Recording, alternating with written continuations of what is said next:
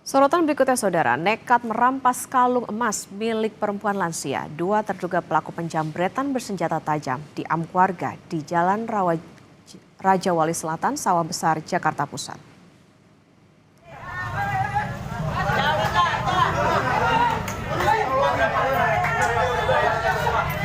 Kedua pelaku berhasil diringkus setelah sebelumnya terlibat aksi kejar-kejaran dengan warga menggunakan sepeda motor. Sejumlah warga yang masih geram kemudian menghakimi dua terduga pelaku penjambretan. Beruntung, aksi main hakim sendiri itu berhasil dicegah polisi. Sebelumnya, korban aksi main hakim sendiri itu nekat melakukan aksi penjambretan terhadap seorang perempuan lansia.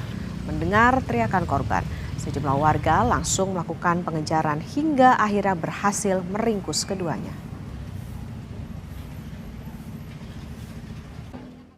Di perapatan ini, dia kan lari pada lari kena kan sama teman, dia kan taruh di pos udah. Itu pelaku apa sih bang? Jambret apa begal sih? Jambret. Terus ada kalung katanya dari korbannya juga kan ngomong.